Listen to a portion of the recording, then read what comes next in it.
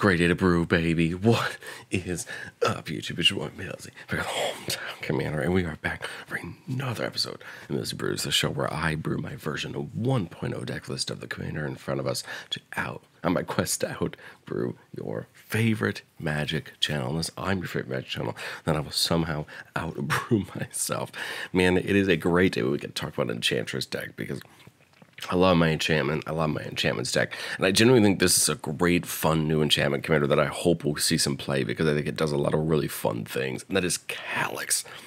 Guided by Fate. Calix is back from Theros Beyond Death. Back with a regular legendary creature this time instead of a planeswalker. Of course, part of the aftermath fun was that certain planeswalkers lost their sparks and Calix has lost his spark. But he's back with a legendary enchantment creature card. 3 mana 2/2. Constellation's back, which is pretty great because it says whenever an 8 or another enchantment enters the battlefield under control, you put a counter onto our creature. Well, that's not half bad, especially considering we're trying to put a lot of enchantments on the battlefield. That's great. Going to put a ton of counters on a ton of creatures, and then whenever it or an enchanted creature you control deals combat damage to a player, you may create a token that's a copy of non-legendary enchantment you control. Do this only once per turn. I'm really glad they stapled to do this only once per turn in the end. This would be kind of broken. I mean, you wouldn't have to make too many copies of Mirari's Wake or any of our mana doublers or triplers, or you know, we could make 6 or 7 copies of Darksteel Mutation or Grasp of Fate. You know, it'd be pretty broken if we could just start making all of these copies of things and just exile our opponent's entire boards with them. But I like this deck. When we get an enchantment comes in, we're putting +1/+1 counters around. That's going to make our opponents harder to block our creatures because they're going to get bigger. And we want to enchant our creatures because whenever we deal combat damage to a player, we create a token that's a copy of non-legendary enchantment you control. At first, there's a lot of enchantments we can copy. In fact, this deck was tried to be made to pick all of the enchantments that we could copy that would make the deck even better. So let's talk about it. Not a giant land base. We don't really need it because we're playing a lot of things like Wild Growth and Utopia Sprawl to ramp us up some mana that way. So we don't need a ton of it. We could place it like City of Brass because we're going to gain some life with a bunch of extra things. Hull of Heliod's Generosity as utility land to get enchantments back. But everything else is pretty basic as far as what we're looking for. A bunch of different, you know, dual color lands and that. All right, well, let's get into the Piece of the Resistance. I think this is the reason we're playing an enchantment deck, which is enchantments. 37 non-creature enchantments, and we have a ton more enchantments up top in the creatures, so we're playing lots and lots and lots of them. And I'll break these enchantments up into really probably 3 categories. You have the auras that we're going to buff creatures with. You have the removal enchantments, and then you have the overall good stuff enchantments. So we're just going to go enchantment by enchantment here because I think all of these are important. I'm probably going to lump a few together, but a lot of these are really important. All that glitters +1/+1 for each artifact or enchantment you control. Ancestral Mask +2/+2 for each other enchantment on the battlefield. These are massive auras that tend to get creatures just really out of control. Now we're hoping to pair these with something like Armadillo Cloak +2/+2 trample and lifelink, and Flinching Courage +2/+2 trample and lifelink. Or something like Garrick's Uprising to give all of our creatures trample. We have a couple other ways to give creatures trample. So we're trying to pair these enchantments that just get us a ton of power and toughness with things that are going to give them trample so they can hit through Anointed Procession. Every time we use every time we use Calix's ability, we're going to get 2 of those enchantments instead of 1. We love this. This is perfect. And we're also playing Parallel Lives for the same reason. In my version of the deck, I decided to throw in Doubling Season as well. It's just a pretty expensive card, so I left it out of this one these days because I think that the Anointed Procession and the Parallel Lives do it just as well. But if you want that extra piece of doubling, you could throw that in there. Aura of Silence. Artifacts and enchantments your opponents cast cost 2 more to cast, and then we can sack it to destroy a target artifact or enchantment. I really like this because we can make copies of it and then instant speed get rid of an artifact or enchantment. I think that becomes really, really beneficial, and I like something like this. If you want more of this effect, like if you like the idea of this, pay mana now and then sacrifice it later to get rid of an artifact or enchantment, you have Seal of Primordium and Cleansing, 1 in green, 1 in white. That both do a really similar effect. They just don't have that added 2 more to cast stapled on top. So if you really like a card like this and you want to take advantage of them with Calix, those are there for you. Banishing Light and Borrowed Time do something very similar. They come in and exile a non-land permanent until they leave the battlefield. These are perfect things for Calix, right? Put this down, get something. Calix copies this, it comes in and gets something new and exiles it. Bear Umbra, creature gets +2/+2, and whenever it attacks, untap all lands you control. I like that because then we can use more mana in our second main. Concordant Crossroads is in here because there are some enchantments that are good at making tokens or doing a lot of things, and what I like about Concordant Crossroads is it gives all of them haste. The main one here is Hallowed Haunting. Whenever we cast an enchantment, we get a spirit where its power is equal to the number of enchantments of spirits we control, and then once we have 7 or more enchantments, all of our creatures have flying and vigilance. We get the haunting down, put a bunch of things in to get a bunch of spirits, and then Concordant Crossroads could just have them swing in potentially for game over a bunch of people. Darksteel Mutation. Power creature becomes an 0/1 with loses all ability, indestructible, and all other card types and creature types. Again, another great target for Calix to copy. Now, I'll talk really quick about it because it's going to become important eventually. When you copy an aura, an aura enters the battlefield where you didn't cast it to target it, you get to attach it to a target of your choice. And my understanding is it actually gets around Hexproof and Shroud, because it's game action and not a target. So Darksteel Mutation could come in, the copy them, and get attached to something we want. Enchantress's Presence, draw those cards. Ethereal Armor, another copy of something like All That Glitters, where we get +1/+1 kind of for each, we get +1/+1 for each enchantment we control in first strike. Exploration, get to play an additional land in each of our turns. This is important because with some of our cards, we're going to be drawing a lot of cards. We want to be able to play those lands. I would probably like the idea of burgeoning as well to play a land on our opponent's turns as well. But I wanted to try to pack this deck with as much value as we could get it. Feldar Umbra. Creature has lifelink. We can pay 2 to attach it to another creature we control, and then Totem Armor. So if the enchanted creature be destroyed, instead we remove all damage from it and destroy this aura. I think the auras are the totem armor is kind of important in a deck like this because so many of our creatures are going to be enchanted with hopefully something like this. I think this and the Bear Umbra become great targets for Calix's ability just to give some extra protection to the creatures we have. Fertile Ground for some ramp. Flickering Ward is in here for and I'm just realizing, am I playing the Whip Silk? I am not. Whip Silk should be in here as well. This is in here for a combo with, or a kind of a combo with Sanctum Weaver, when we can add a bunch of mana when it's enchanted with Gallants of Light. We can pick this up and replay it, getting us enchantment casts, getting us tokens, getting us different things. This also works really well with Hallowed Haunting because it's an additional enchantment cast each time. 1 white to bring it back, 1 white to play it. It counts as an enchantment cast. We could do a bunch of things, draw a bunch of cards. Flickering Wisp, and then Whip Silk, which I just realized should be in here. So I will fix that after we're done recording. But these are the kind of cards that can get us extra enchantment casts in the turn, draw us extra cards, get us extra value. They just become so important. Grasp of Fate are one of our best targets for Calix's ability. Whenever it enters the battlefield for each opponent, exile up to 1 target non-land permanent that player controls until Grasp of Fate leaves the battlefield. So for every time we deal damage, new Grasp of Fate, 3 permanents instead of just 1. Grasp of Fate is perfect for this deck. Kenna's Transformation. Removal that draws us a card and makes something into a 3/3 elk and losing all abilities. Leyline Immersion seems great for a card for this deck. We enchant a legendary creature. It has Ward 2 and add 5 mana in any combination of colors and spend this mana only to cast spells. What I like about this is then it enchants that creature. It can get in for damage with Calix, or we could just turn Calix into adding 5 mana every turn to cast spells. I like this card a lot.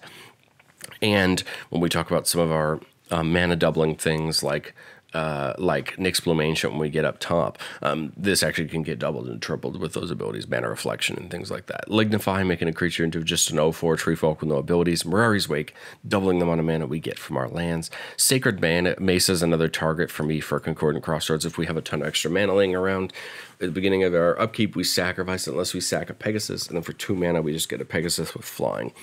So if we have infinite mana, which is we can do in this deck, we can actually get infinite mana, make a bunch of Pegasi and swing for lethal, or what we do is just make a ton of extra mana with these and just make a ton of extra Pegasi that can block or attack or just go to town. Sage's Reverie seems like a great card in this deck. When it enters the battlefield, draw a card for each aura you control that's attached to a creature, not just the creature you pick, but every creature. And then enchanted creature gets a +1/+1 for each aura you control that's attached to a creature. I love it. We're going to be having a lot of auras. We're going to try to be getting a bunch of them down and enchanting our creatures up and getting them in combat. So I like the Reverie because it's just going to make the creature we pick bigger for each one. Shield of the Oversoul seems really cool. If the creature's green, it gets +1/+1 indestructible. If it's white, it gets +1/+1 flying. This is one of those cards that could take an already big creature with some auras on it and make it even harder to block and get around some things. I like this. I like that card a lot. It's a great aura. Scissors of the Empty Throne, whenever we cast an enchantment spell, we get a 4/4 Angels. Here's another example of us getting tokens whenever we cast enchantments. So that's why that Concordant Crossroads comes in handy. The Tithe. The Tithe is probably really the only card in the deck that cares about artifacts that for us, I mean, we're playing the Stony Silence because we want to shut off our opponent's artifacts, and so it is kind of a nombo with this Sundering Tithe, but I think more often than not, you're not going to see both of them at the same time. So I like the Tithe. It gets us mana, and we could also copy it with Calix and get potentially more mana. Spirit Mantle, giving creature +1/+1 in protection from creatures that makes it effectively unblockable, which is great, of course, if we want to get in for either Calix's ability or just to help take people out. Sterling Grove, other enchantments you control have Shroud, so this is kind of a nombo with Calix because I believe Calix has to target. It is not. It does not target, so it actually is perfect with Sterling Grove, but the problem with Sterling Grove, of course, is we can't attach auras to any of our creatures if they have Shroud. The main thing this is here is we get that search, put that thing on top, or Sterling Grove just sits out and helps protects our board while we're building. Sylvan Library for the extra draw. We talked about the Courage for the trample, and then Utopia Sprawl and Wild Growth for some ramp. Getting into the spells, we're not playing a ton, and that's because you notice we're playing a lot of removal down at the bottom with Kenner's Transformation, Dark Mutation. We're playing all this mana removal there because we can copy it with Calix, right? But we still want some instant speed removal. Beast Within is great for that. It can hit anything. Nature's Claim is great for 1 mana. We can hit Artifact or Enchantment, stop an opponent's combo. Plowshares to hit a creature. And then I like a card. I'm trying out a card like this, Exile the Imperfect. Excise the Imperfect. Exile target non-land permanent. Its controller incubates X, where X is that spell's mana value. I'm trying out a card like this because to me this seems like a strict upgrade to Generous Gift. You just exile a target non-land permanent instead of destroying it. You don't give them a creature, you give them an artifact they'd have to flip. But if we have a Stony Silence out, or if a way to get rid of that incubate token if it's too big, we can still do that. But I like it. It takes out 1 permanent. E-Tutor, because it's important. There are some enchantments we're going to need to get, and we can't get around that in this deck. Clever Concealment to protect the board. Hopefully we have enough creatures to convoke it and just protect every single permanent we have. Open the Armory to go get an aura of our choice. And I think it'll be important if we have a Trample Enabler out and we have a couple creatures, we could go get something like Ancestral Mask and put it in a creature and probably one-shot somebody. Or we can go get a very different things. Removal, right? This gets Ken's Transformation, Dark Mutation, and that kind of thing. We can go get those, but we can get a lot of things. And then Brilliant Restoration to bring all of our enchantments from the graveyard back to the battlefield, which is great. That could help us out in a ton of scenarios. As you can see, most of our creatures are enchantments, and that's because, again, we're trying to play enchantments. We're trying to use a bunch of enchantments, so we want as many of our creatures to be enchantments as possible because then we get benefits, right, for those coming down. Before we get into the creatures, just 1 Planeswalker. We're playing Calix, Destiny's Hand. It felt only right to play Calix in a Calix deck. The +1 looks at the top 4. We can put an enchantment from among them into your hand, put the rest on the bottom. -3, exile target creature or enchantment you don't control until target enchantment you control leaves the battlefield. So that's kind of cool because if we have an enchantment that's well protected, we exile something else our opponents control until that thing we're protecting leaves the battlefield, and it's kind of pseudo removal, and that way it's going to take out a lot of things. And then the -7 return all enchantments from your graveyard to the battlefield. So if we +1 a couple times to get some things off the top, we can -7 to bring everything back. But let's talk about these creatures. And what I love about this deck already, just taking a snapshot of these creatures, these are some of my favorite creatures in Magic's history when it comes to enchantments. I think this deck is packed full of good stuff. We're also playing a mini commander or two, one of them being the single most popular enchantment commander of all time, and the other one being a really fun addition. But let's go through them. Archon of Sun's Grace. Whenever an enchantment enters the battlefield under your control, we get a 2/2 Pegasus. Not on cast. Whenever one enters the battlefield, we get a 2/2 Pegasus. I like this. This is another great way for us to make a bunch of tokens and then use that Concordant Crossroads to go ham. Danitha Nubenalia's Light, Vigilance, Trample, Lifelink, so she's a great target for auras and enchantments. And then whenever, once during each of your turns, you may cast an aura equipment spell from your graveyard. Remember that auras, when they lose their target they're attached to, or if you give a creature that's attached to an aura to protection from the color of the aura is, it's just going to fall off and go to the graveyard. So all of our auras are going to end up going to the graveyard. Danitha lets us once per turn to cast them out of our graveyard. She's a perfect mini commander for this deck because we can super up, or we can just cast things out of our graveyard. Destiny Spinner, creature enchantment spells you control cannot be countered. Love it. And then for 4 mana, we turn a land to an XX, where X is the number of enchantments we control. That can hurt. That can hurt an opponent. And especially once we get, we have a couple things in the deck that give us trample. Once we get trample, that could be a big land. Dread Illusion Grove, additional land in each of our turns, and each of our lands, or every basic land type, and just other types. That's not as important as the top ability is. Additional land each turn. We're going to be drawing a bunch of cards. We want a way to play as many of them as we can. Eidolon of Blossoms, every time an enchantment comes in, draw a card. This is this bread and butter effect for enchantments where we have so much of play an enchantment, draw a card. Enchantment comes in, draw a card. Churn through our deck, get our good cards, get them going. Jukai Naturalist, love this card. Came out in Neon Dynasty.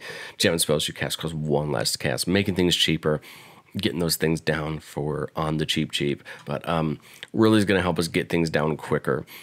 Finally get to play Catilda. Catilda is a card I've been trying to play in so many decks, but I love it in this deck because it is everything we care about. On the front side, it's a star, where star is the number of permanents that are spirits or enchantments. This, of course, works really well with Hollowed Haunting, a card that it got released with. But otherwise, we just have a ton of enchantments. So Catilda is going to be a pretty big body on the front side. Flying Lifelink, so this is a perfect thing to enchant with auras if we wanted to, because it's already in the air. But the back side turns into an aura that gives a creature flying lifelink, protection from vampires, and +X, where X is the number of spirits or enchantments we control. So I love it. Front side, big body. Backside, aura that makes something into a big body. Love Catilda.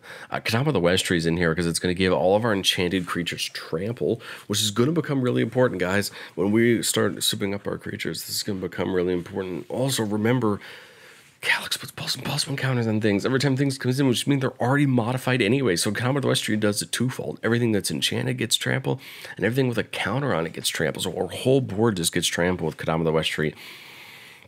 And then whenever one of our modified creature deals damage to a player, we get to get a basic land. So hopefully we can just get all the basic lands out of our deck quickly or start getting through them. So all we have left is gas.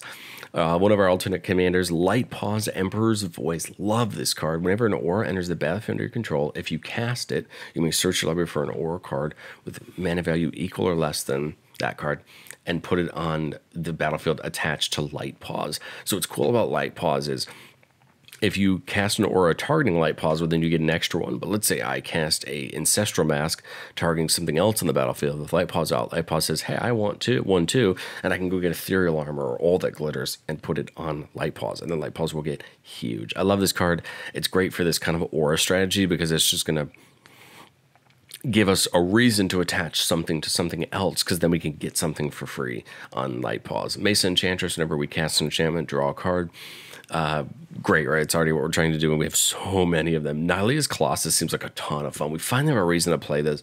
I never got to play this in my Sithis list because it's just too expensive, but I think in this deck, it feels right. When it or another enchantment enters the battlefield under control, double target creature's power and toughness till end of turn. Targets. Remember, we have so many things to give our creatures. Flying, we have Catilda, right? We have so many things. If we have 4 or 5 enchantments on the battlefield, we could just double something to knock someone out in one go. And remember, we have a lot of things that are giving random things lifelink, which means we could just double our life total and knock somebody out. I love it. And it's a 6/6 in its own right, so it's a big creature. I mean, it's going to do well to block. Nylea, God of the Hunt, one of my favorite gods from Theros. Other creatures you control have trample. And then for 4 mana, we can give a creature +2/+2 on a turn. But really, it's that trample. Coming down, giving things trample, and then it becomes a great creature in its own right. Nixplumation, where we tap a permanent for mana, it produces 3 times that much mana instead. This, of course, goes really well with Sanctum Weaver, but it goes well with all of our lands. It goes well with Leyline Immersion.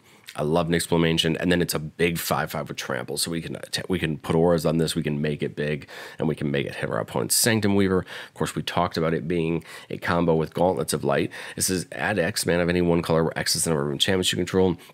And then Gauntlet of Light has the ability for 2 and a white to untap the creature it's attached to. So what you do is you tap Sanctum Weaver for hopefully more than 3 mana of white. You untap it, and then if you have the more mana you tap, the more infinite you can go, right? Really, in all reality, you can only make 1 color of mana, while you have only 3. You could make infinite white mana probably right away, but what you want to do is try to get 6 or 7 or 8 enchantments on the battlefield, so that you can just start making infinite mana. Because what you can do is, let's say we have 6 enchantments on the battlefield. We tap Sanctum Weaver for 6 white, pay 3 of it to untap Sanctum Weaver, add 6 green, use those last 3 we had from the time before to untap Sanctum Weaver, and now we're up 6 mana, and we're untapped and ready to go. So as you can see, you're just going to make a bunch of mana. We can use that mana for so many things, and I love it. Satyr Enchanter, whenever we cast an enchantment, draw a card. Cetacean Champion, whenever an enchantment enters the battlefield, put a counter on it and draw a card. Cetacean Champion is another great constellation effect in the deck, because it gets bigger while it draws us cards, and this is another great target for some auras to make it big and get it roaming in. We're playing Sithis, like I said, the most popular enchantment commander of all time, where we cast an enchantment, you gain a life and draw a card. It's going to churn through our deck, gain us some extra life. I love Sithis. I mean, if you're looking for a great enchantment commander, I think Sithis is the best. Drawing you the cards, churning through your deck, getting you the value. I love Sithis so much, but I think Calix takes that strategy, that archetype, and just it does something different, and that's what I like about Calix. It's something different. It's not just spam and 1 mana enchantments, draw cards. We get to use a lot of these auras. We get to pump our creatures up, and that's why I'm excited to try Calix out, to see if it plays differently. I love Sithis, and my list is one of my favorite I've ever made, but it's definitely not a play with new players deck, or it's definitely not a casual list. It is fine-tuned. We want to dump enchantments on the battlefield, get a bunch of value. Whereas I think Calix takes a little bit more time. It's a little more fun. It's a little more swingy. It kind of reminds me of Tuvos in a lot of ways, where you're just trying to pump up your creatures. You're trying to do the fun things that way. Umbra Mystic, auras attached to permanents you control, have totem armor. So this is saying every aura attached to every permanent we control has totem armor. So this is great, because now we're just flat protecting all of our creatures. The thing I love about this is we can give all of the potential copies of auras that we've made with Calix totem armor as well. So hopefully we can just start sacrificing the tokens instead of the real ones. But man, I like this card a lot. This card's going to come down, protect our entire board. And like I said, we put an aura on this, and now we protect it as well. So we can kind of multiple layers of protection and keep it safe. And then Weaver of Harmony, copy target activated or triggered ability from an enchantment source. You may choose new targets for the copy. So we unfortunately can't copy Calix's secondary ability, because it only says we can do it once per turn. So no matter if we copy it or not, it's still not going to go off more than once. But there are a lot of things in this deck that we can copy. We could copy Light Paws. If we wanted to, we could copy a bunch of other things. For just 1 green mana, we could copy Sithis' ability, or we could copy a draw effect. We could copy a Cetacean Champion trigger. There's a lot of things in this deck we can copy, but Weaver of Harmony just gives our enchantment creatures a flat +1/+1 buff as well. But let me know what you guys think down in the comments. What do you think of Calix? Like I said, I think this is going to be kind of fun, because it's kind of an aurified version of Sithis, in my opinion. This is going to be a great commander if you want to sit towards the aura side of enchantments. I think it's going to do a lot of great work. All of our good enchantments are in white and green, so we have plenty of value this way. I also think Calix would look really fun in like a Tuvasa list. If you want to go up and add the blue as well, I think Calix would look really good in a Tuvasa list. I'm actually working on that one. That one's going to be coming up on the channel once we probably get out of the... I wanted to do it before Lord of the Rings. Lord of the Rings is coming up, friends, and I'm excited about it. Tuvasa is a deck I'm probably still going to be hanging out, messing around with, because Tuvasa is a ton of fun in Bant to give you this auras and fun. It's a deck that can play a lot of fun things like Ivy, Spell Thief, and things like that. So if you want to see Tuvasa, let me know in the comments, and maybe I'll push it up in the schedule. But that's all I have for you, friends. Thank you so much for watching. Like if you liked the video, subscribe if you want to see some more decks. Lord of the Rings is coming, and Andrew and I will be brewing up a storm for it. Thank you guys so much for watching, and I will catch you guys next time.